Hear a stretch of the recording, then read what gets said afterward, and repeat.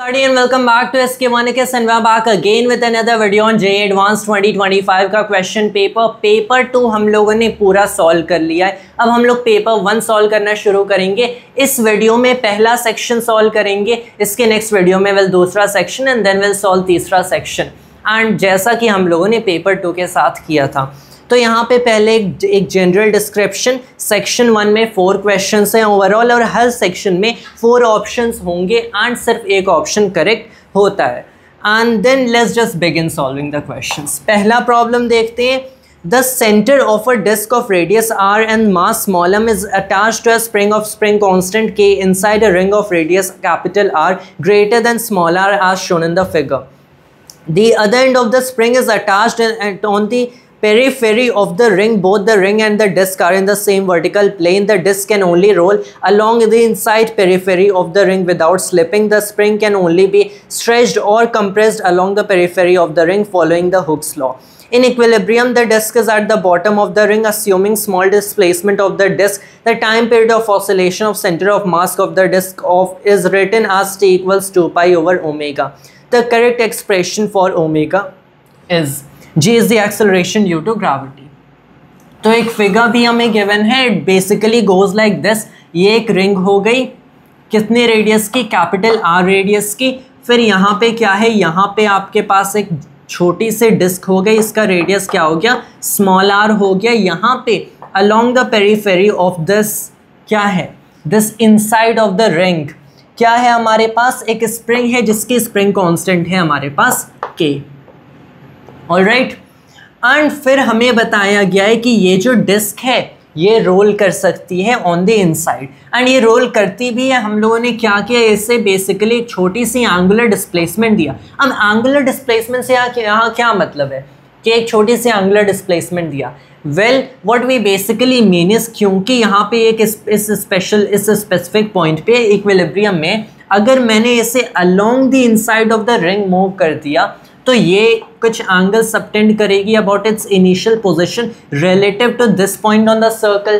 तो ये जो एंगुलर डिस्प्लेसमेंट है इस एंगल की बात की गई है। यहाँ पे मैंने थीटा अमाउंट का एंगुलर डिस्प्लेसमेंट इसे दिया, तो ये यहाँ पे आ गई। यहाँ पे आई तो ऑब्वियसली स्प्रिंग है, स्ट्रेच हुआ है, तो इस पर रिस्टोरिंग फोर्स एक्ट करेगा एंड इस पर रिस्टोरिंग फोर्स एक्ट करेगा जो कि इसे वापस लाना चाहेगा। एंड क्लियरली जब हम लोगों ने एंगुलर डिस्प्लेसमेंट दी तो ये ऊपर भी मूव करेगा, क्योंकि ये on the bottom most point है, तो ये ऊपर मूव करेगा जिसकी वजह से पोटेंशियल एनर्जी गेन करेगा। तो हम लोगों ने बेसिकली क्या दिया है, स्प्रिंग को स्ट्रेच करते हुए इसमें काइनेटिक एनर्जी, इसमें इलास्टिक पोटेंशियल एनर्जी स्टोर कर दिया, एंड बॉडी को ऊपर ले जाते हुए इसमें ग्रेविटेशनल पोटेंशियल एनर्जी भी स्टोर कर दिया। फिर हम लोगों ने इस बॉडी को छोड़ दिया, तो ये clearly elastic and gravitational potential energy किस फॉर्म में जाना चाहेंगे? काइनेटिक एनर्जी के फॉर्म में जाना चाहेंगी। तो ये क्लियरली क्या होगा, बॉडी काइनेटिक एनर्जी गेन करके मूव करेगी वापस इस पॉइंट पे। मैक्सिमम काइनेटिक एनर्जी गेन कर चुकी होगी, zero elastic potential energy, spring वापस नेचुरल स्टेट में आ जाएगा एंड फिर zero gravitational potential energy. Well अगर जीरो प्लेन ऑफ GPE यहाँ इस पॉइंट से लेते हैं, लेकिन इसके पास काइनेटिक एनर्जी है तो आगे जाएगा, फिर वही एनर्जी बाद में इन दोनों में कन्वर्ट होगी एंड ऐसे फॉरएवर होती रहेगी एंड बॉडी ऑसिलेट करेगी। एक चीज़ देखना, यहाँ पे फ्रिक्शन कंपलसरी है। फ्रिक्शन कंपलसरी है क्यों? क्योंकि ये बॉडी रोल कर रही है और जहाँ पे रोलिंग की बात आई वहाँ पे फ्रिक्शन कंपलसरी हो जाते हैं। दिस इज नॉट समथिंग कि हम लोग अप्रॉक्सीमेटली फ्रिक्शन की एक अप्रॉक्सीमेशन लेंगे कि है ही नहीं। फ्रिक्शन के अप्रॉक्सीमेशन हो गए तो रोलिंग होगी ही नहीं, मतलब यहाँ पे पूरी फिजिक्स गलत हो जाएगी। तो फ्रिक्शन एक कंपलसरी एलिमेंट है, लेकिन फ्रिक्शन की वजह से कोई वर्क हम लोग को कंसिडर करने की ज़रूरत नहीं है। श्योर ये बॉडी को रोल कर रहा है and all that, but we don't have to consider that. ये बॉडी को रोल करा रहा है मतलब उसमें काइनेटिक एनर्जी दे रहा है, तो हम लोग काइनेटिक एनर्जी से ही डील करते हैं। क्या फ्रिक्शन की वजह से कोई एनर्जी लॉस नहीं होगा? वेल ये सिर्फ यहाँ बॉडी को रोल करा रहा है। रोलिंग फ्रिक्शन का यही काम है कि उसकी वजह से कोई हमारे एनर्जी लॉस हमें कंसिडर करने की ज़रूरत नहीं है। अगर ये बॉडी स्लाइड करती तब उस केस में फ्रिक्शन की वजह से एनर्जी लॉस होता है, बट यू नो कि रोलिंग के केस में एनर्जी लॉस हमें कंसिडर करने की ज़रूरत नहीं है। अगर कोई होगी भी तो वो नेग्लिजिबल अमाउंट में होगी। Also it is rolling without slipping. तो एक अप्रोच हम लोग अब फिर प्रॉब्लम मैं स्टेट कर देता हूँ कि इसका time period of revolution of oscillation 2 pi by omega है, तो ओमेगा क्या है? तो ओमेगा तो बेसिकली एंगुलर फ्रीक्वेंसी पूछ रहा है। This is the definition of angular frequency. Angular frequency इस केस में क्या होगी? For a small angular displacement.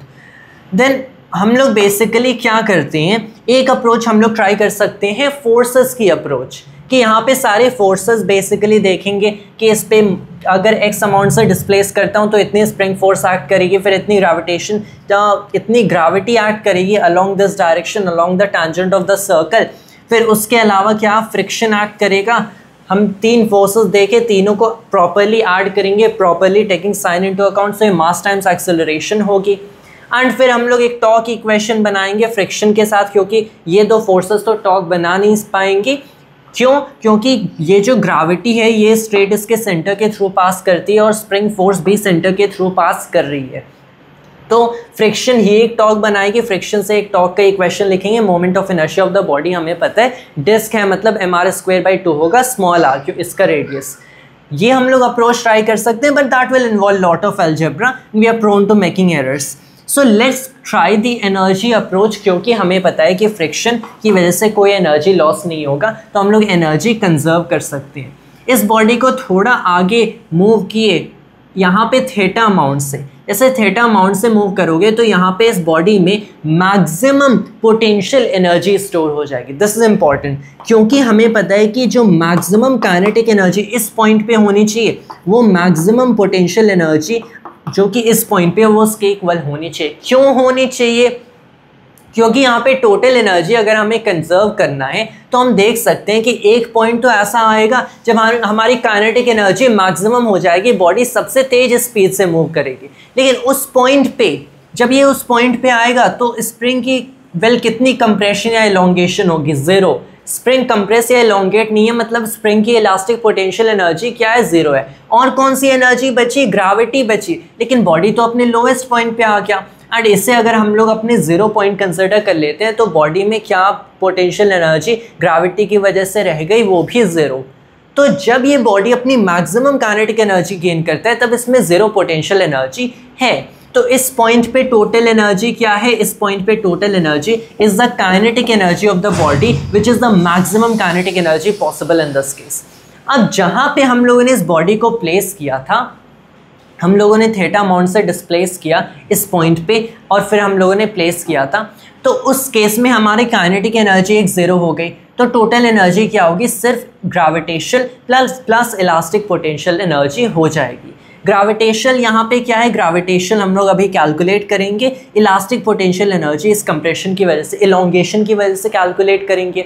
इन दोनों को ऐड करेंगे तो बेसिकली क्या मिला? जो मैक्सिमम हमारी ग्रेविटेशनल प्लस इलास्टिक मतलब टोटल पोटेंशियल एनर्जी होगी, काइनेटिक 0। तो इस पॉइंट पे एनर्जी इस पॉइंट पे एनर्जी के इक्वल होना चाहिए, मतलब maximum kinetic energy and maximum potential energy equal होना चाहिए। Hell, why am I even explaining all this? This is like, I think everybody should be knowing this. तो हम लोग बेसिकली क्या करते हैं? Kinetic max kinetic energy calculate करते हैं, मैक्स पोटेंशियल एनर्जी कैलकुलेट करते हैं, उन्हें इक्वेट कर देते हैं।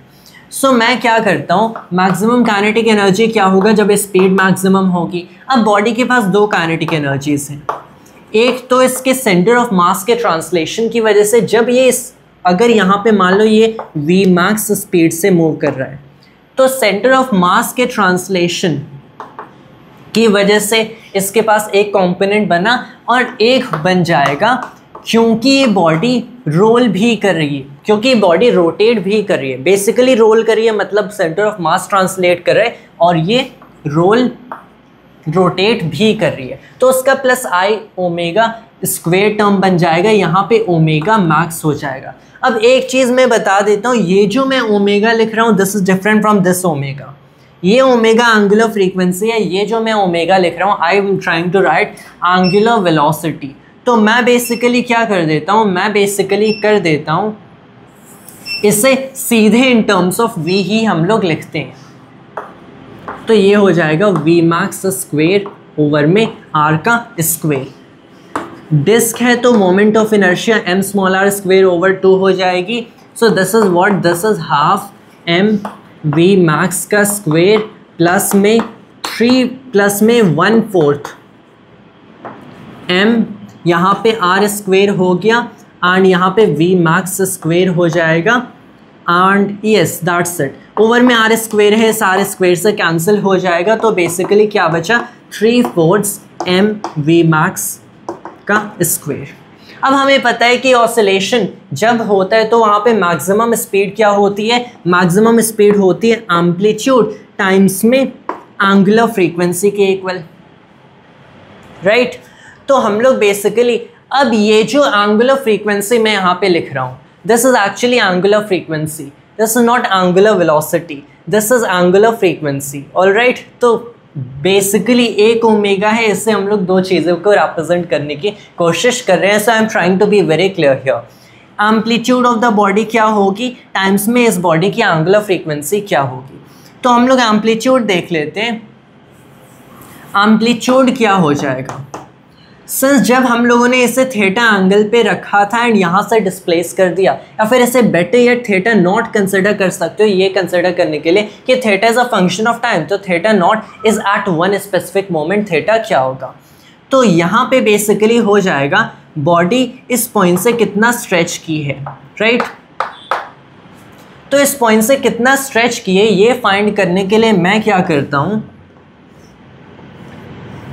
ये आर्क लेंथ फाइंड करता हूँ। ये थीटा है तो ये डिस्टेंसेस अगर हम लोग को मिल जाए, ये जो रेडियस है मिल जाए, उसे मल्टीप्लाई करो थीटा से तो आर्क लेंथ मिल जाएगी, which is what, which is the amplitude.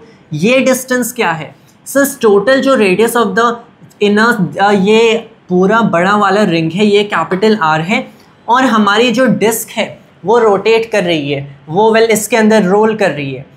लेकिन हम लोग ये जो कंसिडर कर रहे हैं इस बॉडी के ट्रांसलेशन एंड ये जो वी स्पेस इसका सेंटर ऑफ मास मूव कर रहा है वो तो at this radius R move कर रहा है। मतलब ये पूरा डिस्टेंस मान लो ऐसे आर हो गया एंड यहाँ पे कुछ ऐसी बॉडी है, तो हमें डिस्टेंस कौन सा कंसिडर करना है, दिस पूरा डिस्टेंस माइनस में इतना सा डिस्टेंस जिसे हटा देना है। ये छोटा सा डिस्टेंस क्या है, स्मॉल आर है, तो ये capital R minus small R दोनों हो गए।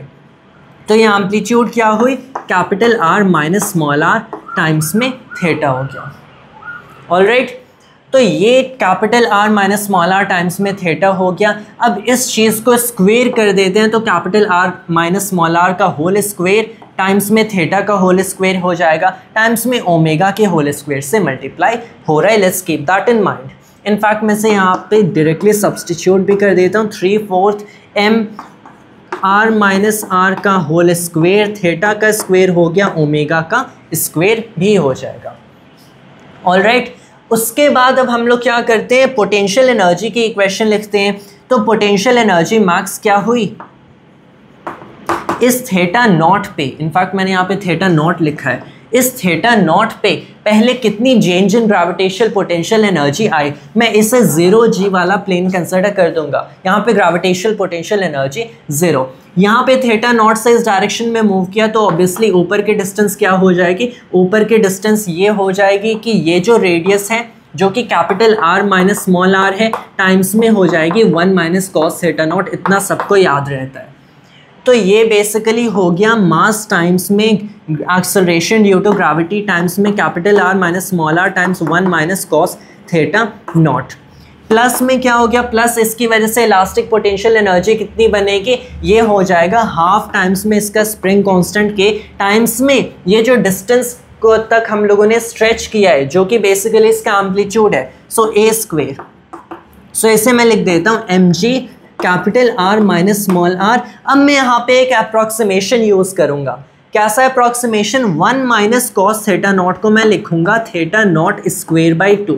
क्यों इसे ऐसा लिखूंगा, क्योंकि एंगुलर जो डिस्प्लेसमेंट है वो छोटी है, तो इस केस में हम लोग स्मॉल एंगुलर अप्रॉक्सीमेशन यूज कर सकते हैं कि 1 माइनस कॉस थीटा उस केस में किसके इक्वल होता है, थीटा स्क्वेयर बाई 2 के, जब थीटा इज स्मॉल। तो यहाँ पे मैंने इसे रिप्लेस कर दिया थीटा नॉट स्क्वेयर ओवर 2 से, इसके नियरली इक्वल होता है, तो ये हो गया थीटा नॉट स्क्वेयर बाई 2, और फिर हमारा हो जाएगा प्लस में हाफ के, this is what, this is A होगा, तो again R minus small R का स्क्वेयर थीटा नॉट का स्क्वेयर, ऑलराइट, इसे किस चीज़ से इक्वेट करना है? इसे हमें इक्वेट करना है overall 3/4 m capital R minus small r का स्क्वेयर, फिर थीटा नॉट का स्क्वेयर, फिर ओमेगा का स्क्वेयर।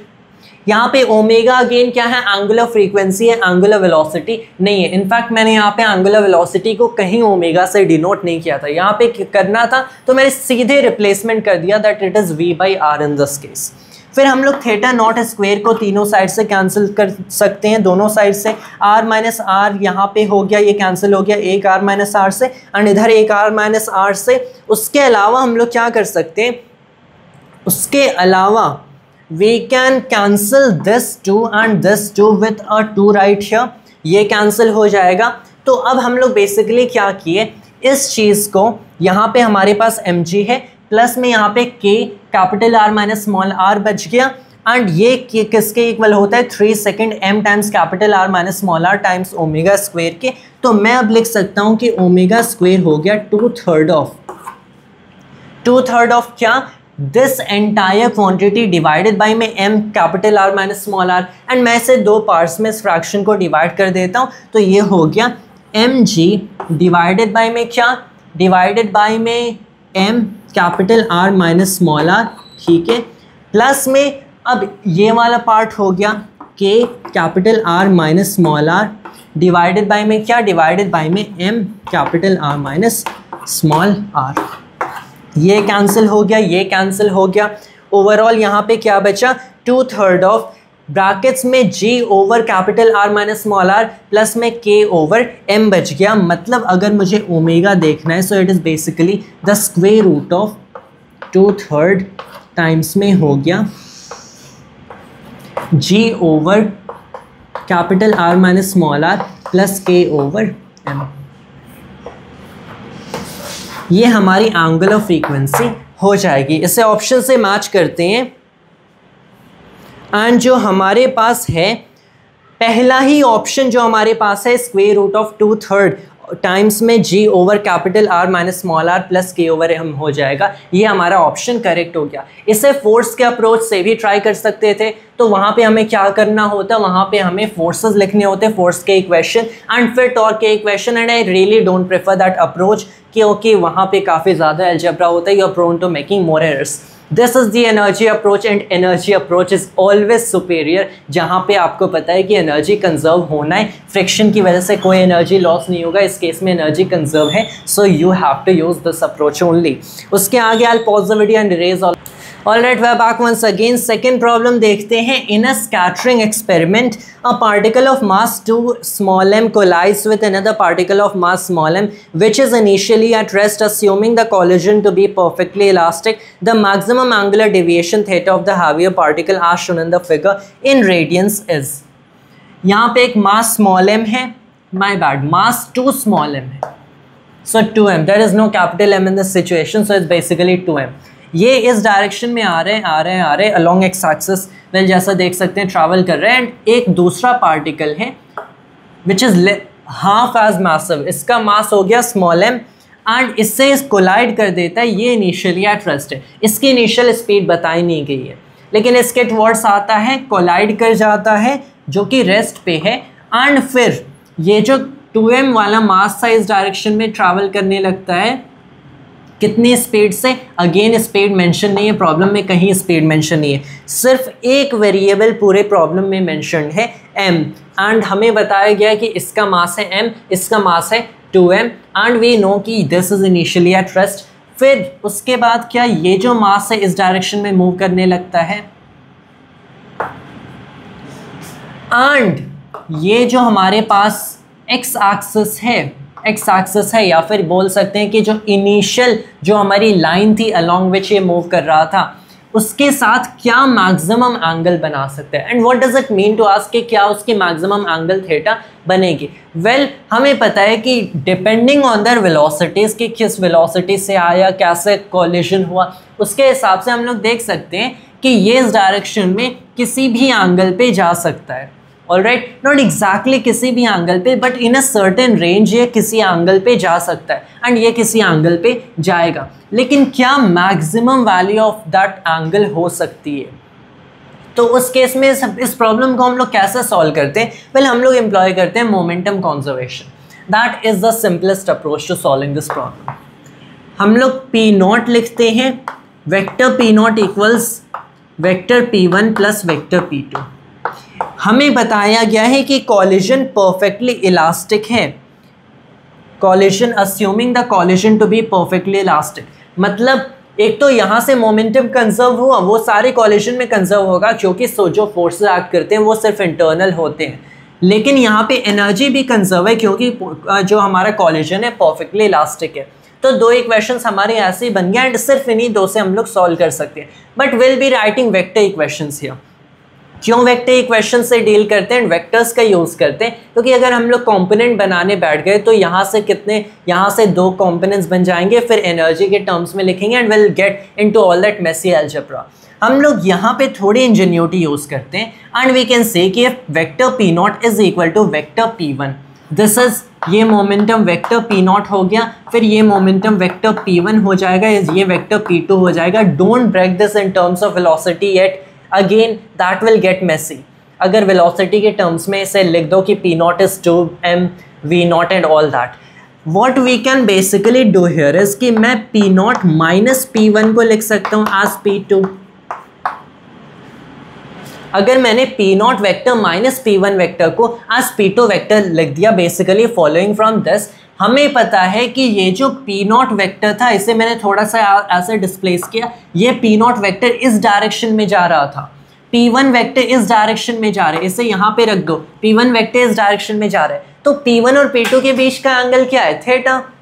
तो जो हमारे बेसिकली ये पार्टिकल कोलाइड करने के बाद थीटा एंगल बना रहे अपनी इनिशियल एक्सेस ऑफ वेलोसिटी या फिर ऑफ मोमेंटम से, it's basically that only, right? इनके बीच एंगल है थीटा। तो अब मैं क्या करता हूँ, दोनों side of the equation square कर देता हूँ। And what does it mean to square these vectors? मतलब यहाँ पे मैंने P नॉट माइनस P1 से डॉट कर दिया, यहाँ पे मैंने P2 वेक्टर से डॉट कर दिया। कैसे दो अलग अलग वेक्टर से डॉट कर सकते हैं? Is that valid? Well they are not अलग अलग वेक्टर्स, क्योंकि P not minus P1 P2 के इक्वल है, तो हम लोगों ने P नॉट माइनस P1 से यहाँ पे डॉट करके दिखाया, यहाँ पे P2 के से डॉट करके दिखाया, and both are will after all equal. तो ये हमारा हो जाएगा P नॉट स्क्वेयर प्लस में P1 square, all right, and फिर हो गया हमारा माइनस में 2P not P1 cos of angle, क्या? Cos of angle theta, equal to क्या हुआ? इक्वल टू P2 स्क्वेयर हो गया। ये इक्वेशन मुझे एग्जैक्टली मिली कैसे? क्योंकि मैंने इसका डॉट किया है, तो अब बेसिकली हमें मिल जाएगा square of the length of P not minus P1 vector, इसकी लेंथ का स्क्वेयर, क्योंकि खुद से डॉट हो गया, तब हमें इसका लेंथ का स्क्वेयर क्या होगा? बेसिकली दिस हो जाएगा, यहाँ पे इसकी लेंथ का स्क्वेयर, तो P2 स्क्वेयर हो गया। Now we have this equation here. अब हम लोग थोड़ा स्विच करते हैं हमारी एनर्जी कंजर्वेशन पे। एनर्जी भी कंजर्व्ड है, क्यों? क्योंकि कॉलिजन क्या है? परफेक्टली इलास्टिक है। तो अब हम लोग एनर्जी को लिखते हैं, सिर्फ काइनेटिक एनर्जी इन्वॉल्व है इन terms of momentum, not in terms of velocity, हम इन्हें लिखते हैं इन terms of momentum. Kinetic energy when momentum is P and mass is small m क्या होती है? P स्क्वेयर ओवर 2m होती है। तो यहाँ पे इनिशियली P नॉट मोमेंटम था, तो P नॉट स्क्वेयर हो गया, डिवाइडेड बाई में 2 टाइम्स मास। मास क्या है? मास खुद 2m है, तो ये 4m हो जाएगा। किसके इक्वल है? यहाँ पे अब इसका जो हमारी मोमेंटम की मैग्नीट्यूड है दैट इज P1, तो P1 स्क्वेयर डिवाइडेड बाई में मास अगेन 2m, तो 4m हो गया, प्लस में इसकी जो मोमेंटम की लेंथ है P2 है, तो P2 square divided by 2 times mass, mass is m। ये हो गया। फिर यहाँ पे इससे ये कैंसिल कर दो, इससे ये 2 टाइम्स में कैंसिल कर दो, फिर यहाँ पे 2 हो जाएगा, यहाँ पे 2 हो जाएगा, एंड यहाँ पे क्या हो जाएगा? इनफैक्ट यहाँ पे 2 नहीं होगा, यहाँ पे 2 हो जाएगा, आई थिंक, राइट? यहाँ पे 2 हो जाएगा। लेट्स बेसिकली सी कि P नॉट स्क्वेयर ओवर 4 हो गया, P1 स्क्वेयर ओवर 4 प्लस में क्या हो गया? P2 स्क्वेयर ओवर में 2 के इक्वल।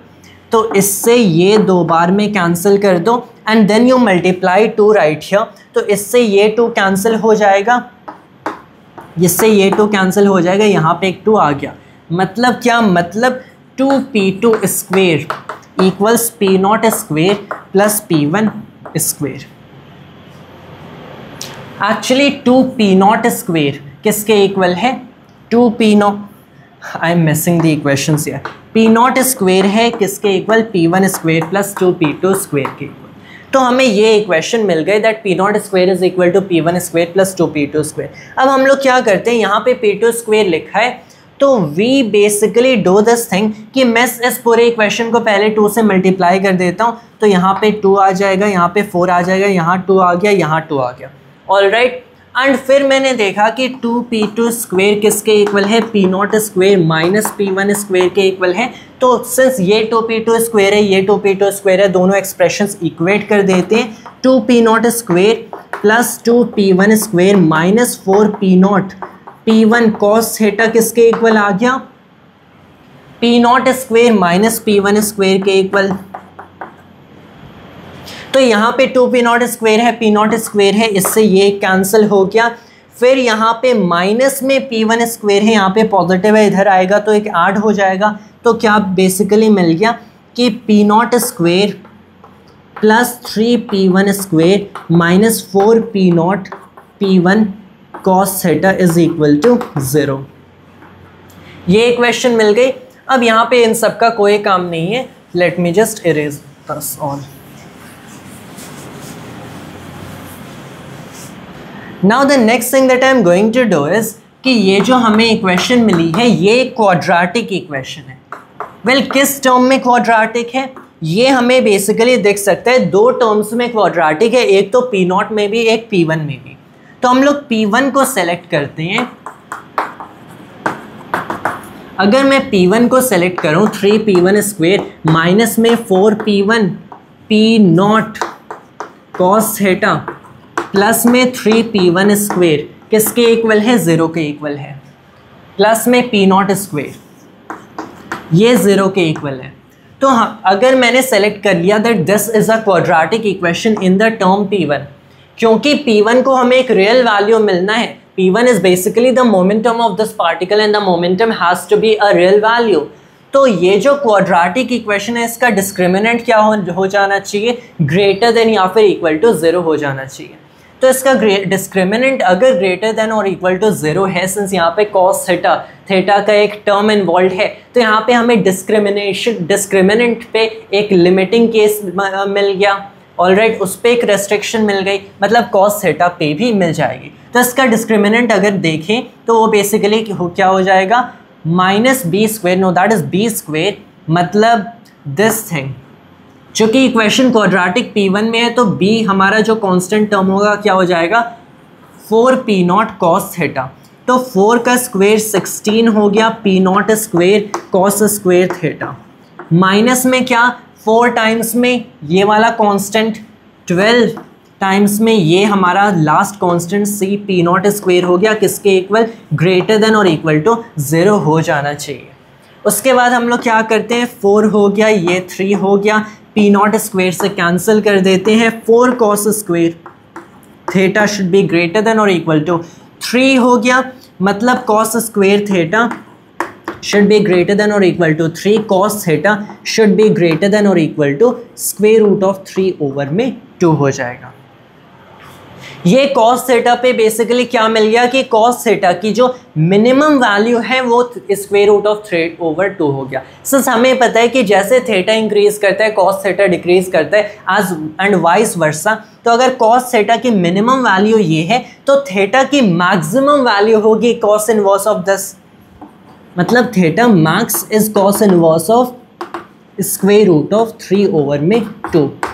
अब कौन सा एंगल है जिसका कॉस इनवर्स रूट 3 ओवर 2 होता है, वो हो जाते हैं हमारा 30 डिग्रीज या फिर कितने रेडियन, π/6 रेडियन, क्योंकि हमें रेडियन में देखना था। तो मैक्सिमम एंगल ऑफ डेविएशन क्या हुआ, ये हो जाएगा π/6।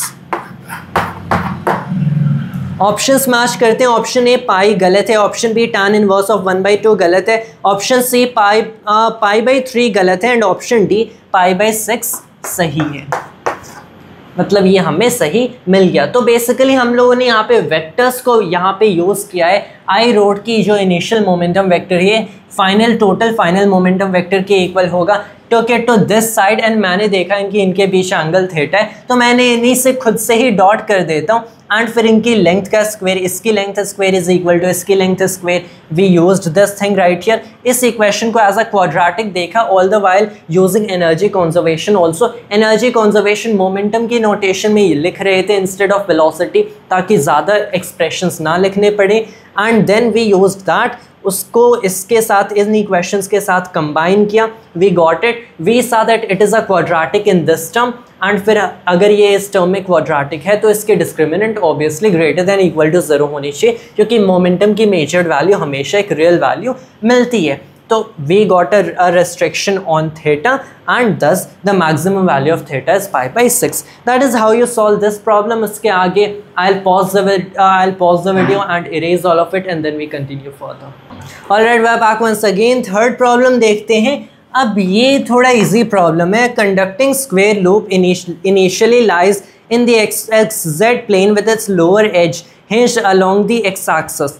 Only in the region y greater than or equal to 0, there is a time-dependent magnetic field pointing along the z direction.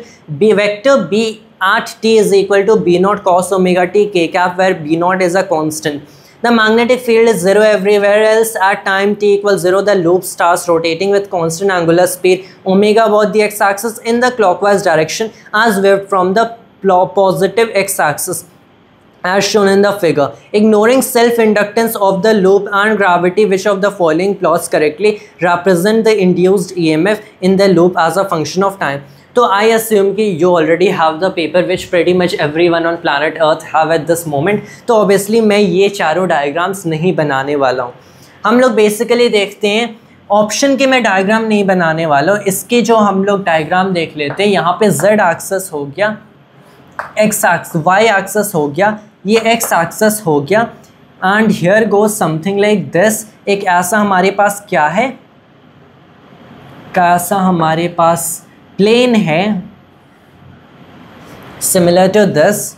Alright, सो ऐसे एक बेसिकली एक प्लेन है जो कि t इक्वल 0 पे मूव करना स्टार्ट करती है। इसके जो angle at any specific time t given है दैट इज ओमेगा t, जो एंगल ये yz प्लेन के साथ बनाती है। ऑलराइट, सो ऑब्वियसली तब हमें पता है t इक्वल 0 रखेंगे तो एंगल 0 हो जाएगा, मतलब एट t इक्वल 0 ये रोटेट करना स्टार्ट करती है अबाउट दिस पॉइंट, रोटेट करना स्टार्ट करती है एंगुलर स्पीड ओमेगा से। अब यहाँ पे देखना, एंगुलर स्पीड है omega, this is not angular frequency, this is angular speed omega.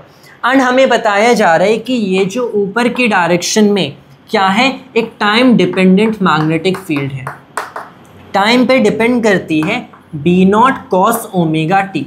And ये जो मैग्नेटिक फील्ड है b not cos omega t k cap, ये पोजीशन पे डिपेंड नहीं करती, मतलब ये यूनिफॉर्म है लेकिन कांस्टेंट नहीं। व्हेन आई से यूनिफॉर्म है, इसका मतलब क्या, इसका मतलब किसी भी एक स्नैपशॉट ऑफ टाइम पे देख लोगे, किसी भी एक इंस्टेंट पे, तो हर पॉइंट इन स्पेस पे क्या रहेगी, ये ऊपर की डायरेक्शन में एक ही वैल्यू इसकी रहेगी। तो ये field in that sense uniform है, लेकिन जैसे टाइम बदलता है उसके हिसाब से फील्ड बदलती है। सो एक टाइम के साथ कांस्टेंट नहीं है बट स्पेशली यूनिफॉर्म है। ऑलराइट, तो टाइम के स्पेशली यूनिफॉर्म है तो हमें क्लियरली पता है कि जब ये बॉडी मूव करेगी तो मैग्नेटिक फील्ड के मैग्नीट्यूड में चेंज होने की वजह से थ्रू द स्पेस तो कोई EMF इंड्यूस नहीं होगी। तो EMF किस वजह से इंड्यूस हो रही है, किसी भी पॉइंट पे हम लोग देख लेते हैं। एरिया वेक्टर क्या हो गया, वेक्टर A हो गया, एंड जैसे ये मूव करेगी जो हमारा वेक्टर A होगा अलग अलग एंगल्स बनाएगा, उसकी वजह से हम लोग पोटेंशियली देख सकते हैं कि यहाँ पे क्लियरली EMF इंड्यूस हो सकती है। So let's basically see how it goes. हमारी जो EMF इंड्यूस्ड होगी what is that, minus D the magnetic flux over dt, इसका negative time derivative is the EMF induced. इसकी सेल्फ इंडक्टेंस को हमें नेग्लेक्ट करना है। अब यहाँ पे जो मैग्नेटिक फ्लक्स है ये क्या हो गया, किसी भी इंस्टेंट पे B डॉट A हो गया। मैग्नेटिक फील्ड ओनली इन के कैप है, वेक्टर A को मैं ब्रेक करता हूँ तो यहाँ पे ये जो एंगल है ये ओमेगा t है। तो अगर मैं इसे प्रॉपर्ली ड्रॉ करूँ, ये बेसिकली हो जाएगा, अगर यहाँ पे कुछ ऐसी प्लेन है ऑफ दिस ऑब्जेक्ट, इससे थोड़ा ऐसे टिल्ट करके देखो, कुछ ऐसी प्लेन है ऑफ दिस ऑब्जेक्ट, इसको हटा दो, ये एंगल क्या है, ये ओमेगा टी है। तो क्लियरली अगर ये जो प्लेन है ऐसी है तो एरिया वेक्टर इसके परपेंडिकुलर ऐसे होगा, तो ये हमारे एरिया वेक्टर हो गया। कितना एंगल बना रहे with the y and z axis, not x and y, y and z axis. ये एंगल ओमेगा है, ये हमारे पास टोटल 90 डिग्री है, तो ये 90 माइनस ओमेगा हो गया, ये भी 90 है तो ये क्या हो जाएगा, ये भी 90, ये भी हमारा ओमेगा टी हो जाएगा। तो ये किसी भी टाइम टी पे क्या एंगल बनाएगा, ओमेगा टी बनाएगा। तो इसको अगर मैंने वाई एंड जेड के अलॉन्ग रिजॉल्व कर दिया तो मुझे मिलता है कि वेक्टर ए क्या हो गया, vector A should be right here, A cos omega T is the area, क्या हो गया z कैप प्लस में, इनफैक्ट माइनस में क्योंकि ये नीचे जा रहा है, a sign omega t k cap. ये हमारी एरिया वेक्टर हो गई। b एंड a का डॉट प्रोडक्ट ले लेते हैं तो बेसिकली क्या मिल जाएगा, वहाँ z कैप से कोई जीरो डॉट बनेगा, this is b not a, उसके आगे sine omega t cos omega t and k cap dot k cap is 1, उसके साथ एक माइनस साइन बन गया, sine omega t cos omega t. I want to see exactly कैसे magnetic field periodically change करती है। तो sine omega t cos omega t को मैं क्या लिख देता हूँ, sine 2 omega T whole divided by में 2, so minus b not a over 2 sine of 2 omega t. कैसे एग्जैक्टली, क्योंकि हमें पता है 2 ओमेगा टी का साइन क्या होता है, 2 sign omega t cos omega T होता है, तो sine omega t cos omega T क्या हुआ, half of sine 2 omega T हो गया। अब ये हमें टाइम के टर्म्स में मैग्नेटिक फ्लक्स पता चल गई, ईएमएफ क्या होगी, ईएमएफ हो जाएगी नेगेटिव ऑफ इस टाइम डेरिवेटिव। ये टर्म कांस्टेंट है क्योंकि बी नॉट हमारा कांस्टेंट है, एरिया तो कांस्टेंट है, half is a constant term, इससे टी के साथ में डिफरेंशिएट करेंगे, 2 ओमेगा बाहर आ जाएगा, ये कॉस बन जाएगा, सो हियर यू हैव 2 से 2 कैंसिल हो गया, ओमेगा एक माइनस भी है इसके पास, minus omega B not A cos of 2 omega T, right, 2 से 2 कैंसिल हो गया।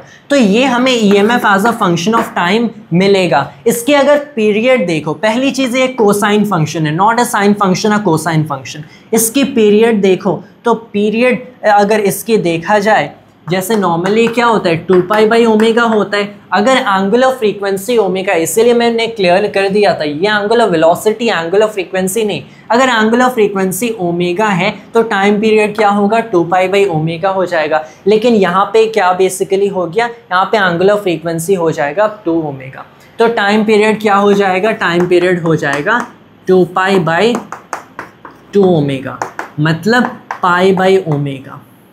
This is the time period. Now her pi by omega के बाद ये हमारी पूरी जो कर्व है ये रिपीट करेगी। तो I assume you can see the figures in your question papers. Option B and D पहले एलिमिनेट हो जाते हैं, क्यों, क्योंकि ये साइन फंक्शंस है। क्यों साइन फंक्शंस, क्योंकि यहाँ पे t = 0 पे जो हमारा v है which is basically means the M F, ये 0 से स्टार्ट होता है and that is a sine function. यहाँ पे कॉस फंक्शन है, अगर हम लोगों ने t = 0 रखा तो ये कॉस ऑफ 0 होगा, ये ओमेगा बी नॉट ए से स्टार्ट होगा। लेकिन बी एंड डी ऑप्शन में कहाँ से स्टार्ट हो रहा है, 0 से, that is a sine function, हट जाता है। A and c cosine functions हैं, तो इसमें से करेक्ट कौन सा है, सी फिर से एलिमिनेट हो गया। क्यों, क्योंकि यहाँ पे दिखाया जा रहा है C looks something like this, C looks something like this, ये पाई बाई ओमेगा हो गया, ये 2 पाई बाई ओमेगा हो गया, this is T, this is we. ये हमारा किस टाइम पीरियड पे रिपीट कर रहा है, ये रिपीट कर रहा है 2 पाई बाई ओमेगा पे। Omega is not the angular frequency, is the angular velocity in question. ये रिपीट कर रहा है 2 पाई बाई ओमेगा पे। कैसे, क्योंकि जैसे एक ऐसा कर्व बन गया, यहाँ पे टाइम 2 पाई बाई 2 ओमेगा आया, तो उसके बाद ये ऐसे रिपीट करेगा। पूरा प्लॉट अगर यहाँ पे शिफ्ट कर दो, they are exactly the same, मतलब ये 2 पाई बाई ओमेगा पे रिपीट कर रहा है। So again it can not be correct, क्योंकि हमारी जो टाइम पीरियड होनी चाहिए ये पाई बाई ओमेगा होनी चाहिए। तो ऑप्शन ए करेक्ट होना चाहिए, but it is a little strange looking. Option A थोड़ा अजीब क्यों दिखता है इसका फिगर, मतलब बीच में कंप्लीट गैप है, बीच में पोटेंशियल ज़ीरो हो गई। इसे मैं ड्रॉ कर देता हूँ, दिस इज़ इंटरेस्टिंग। यहाँ पे ऐसे as a cos function start करता है एंड फिर पाई बाई ओमेगा पे आया एंड ये सडनली क्या हो गया, ये ज़ीरो हो गया कहाँ तक, 2 पाई बाई ओमेगा तक। और यहाँ से कैसे स्टार्ट किया, यहाँ से फिर से स्टार्ट कर दिया ऐसे ही, this is T, this is we. ये ज़ीरो बीच में कैसे ज़ीरो वैल्यू पे जंप कर गया, क्योंकि हमें पता है कि magnetic field only exist for y greater than और इक्वल टू 0, ये क्वेश्चन में बताया गया था। मतलब सिर्फ जो पॉजिटिव प्लेन है वहाँ पे हमारी मैग्नेटिक फील्ड इतनी है, उसके नीचे तो स्पेशली ये इस पॉजिटिव वर्टिकल डायरेक्शन में ये यूनिफॉर्म है, उसके नीचे हमारी मैग्नेटिक फील्ड क्या है, कोई मैग्नेटिक फील्ड नहीं है। तो कोई मैग्नेटिक फील्ड नहीं होगी उसके नीचे, तो इस रीजन में क्लियरली होगा क्या हो जाएगा कि हमारी कोई अब ईएमएफ इंड्यूस्ड नहीं होगी। तो इस वैल्यू पे पाई by omega and 2 pi by omega के बीच ये जम कर गया ज़ीरो वैल्यू पे, क्योंकि एंगुलर स्पीड ओमेगा से रोटेट कर रहा था, तो क्लियरली ये यहाँ तक आया होगा पाई बाई ओमेगा हमारी टाइम में। तो पाई बाई ओमेगा टाइम में कुछ ऐसे हुआ, इसके आगे गया, इसके आगे गया एंड ये 2 पाई बाई ओमेगा तक कुछ ऐसे रोटेट किया वर्टिकली, एंड ये अभी भी नेगेटिव रीजन में था, वर्टिकली नेगेटिव रीजन में था, जिसकी वजह से थ्रू आउट इसकी ज़ीरो हुई। एंड जैसे 2 पाई बाई ओमेगा के आगे देखो, 2 पाई बाई ओमेगा के आगे देखो, तो ये क्या होता है, ये फिर से रिपीट वैसे ही करने लगता है। यहाँ पे टाइम पीरियड क्या है, क्या ये पाई बाई ओमेगा है?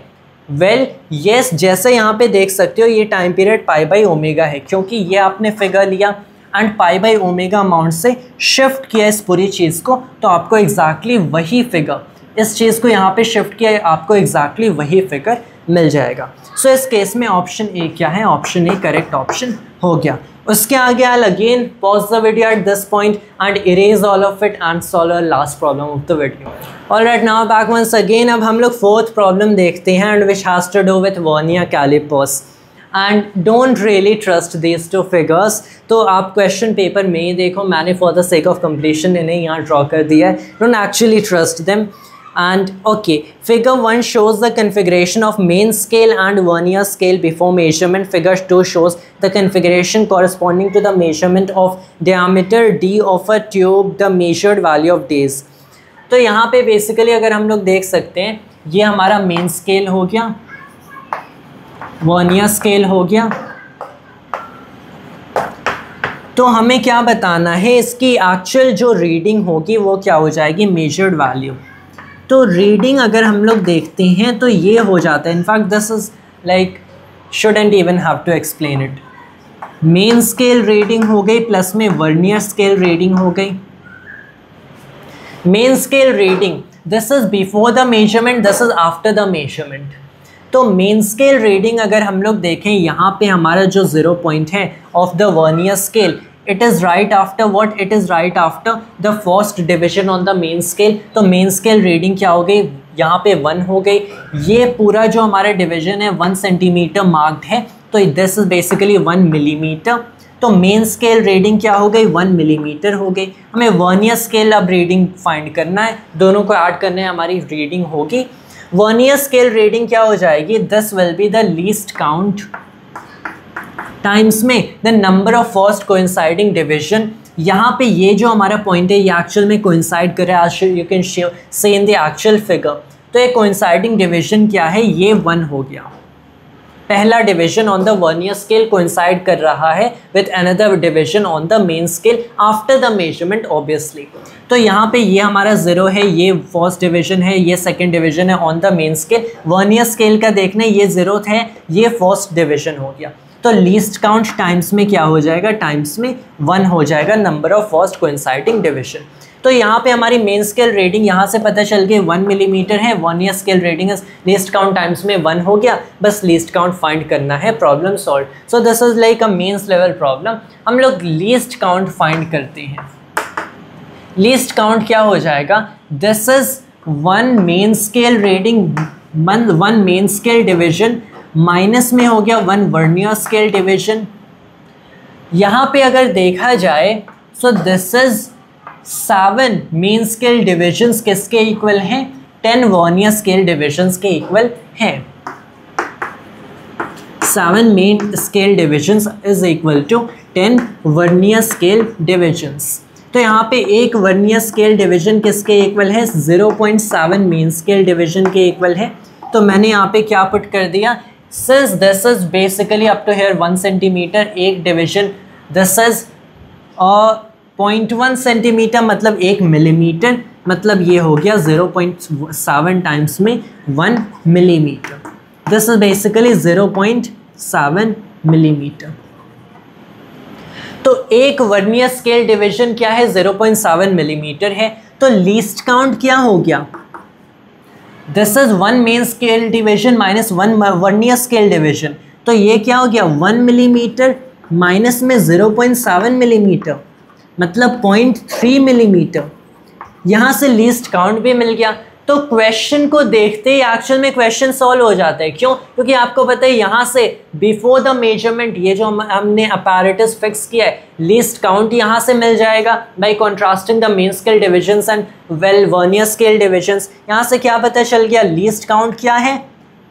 0.3 मिलीमीटर है। और हम लोगों ने देखा आफ्टर द मेजरमेंट देखोगे तो क्लियरली ये जो 0 point of the vernier scale है, it is right after what? Right after the first division of the main scale. मतलब ये मेन स्केल रीडिंग क्या हो गई? मेन स्केल रीडिंग हो जाएगी 1 मिलीमीटर, प्लस में वर्नियर स्केल रीडिंग क्या हो जाती है? ये लीस्ट काउंट में टाइम्स में क्या हो जाता है? This is number of first coinciding division, जो कि प्रॉब्लम से दिखता है कि ये first division on the vernier scale is basically coincides with this.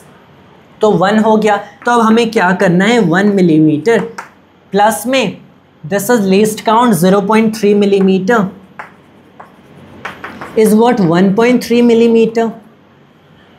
यहाँ से यही हमारी रीडिंग होगी बेसिकली। ये जो भी मेजरमेंट हम लोग diameter of a tube calculate करें, सारे ऑप्शन सेंटीमीटर में है, तो इसे सेंटीमीटर में कन्वर्ट कर दो। 0.13 सेंटीमीटर।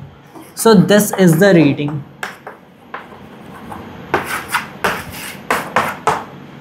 अगर ऑप्शंस देखें, option a 0.12 centimetre, option b 0.11 centimetre, option c 0.13 centimetre, मतलब ऑप्शन सी हमारा करेक्ट हो जाएगा। ऑप्शन डी था 0.14 सेंटीमीटर। एंड ऐसे ये प्रॉब्लम सॉल्व हो गया। सो आई वुड से कि जो हमारे थर्ड एंड फोर्थ प्रॉब्लम्स थे काफ़ी इजी थे for that matter. Second problem में काफ़ी अलजेब्रा इन्वॉल्व हो सकता था, लेकिन we tried a more ingenious approach कि हम लोगों ने मोमेंटम के टर्म्स में purely to avoid the mess that you have अगर वेलोसिटी से लिखते हैं, एंड हम लोगों ने वेक्टर्स का यूज़ कर लिया। फर्स्ट में अगेन फोर्स से आई थिंक काफ़ी ज़्यादा अलजेब्रा हो जाता, लेकिन हम लोगों ने क्या किया? एनर्जी अप्रोच का कैलकुलेट कर लिया। Remember, energy approach is always superior, जहाँ पे आपको पता है कि एनर्जी कंजर्व है। And that basically concludes our video section 1 ka. We'll again be back with section 2 and then with section 3. That was all for this video of mine, and thanks to all viewers.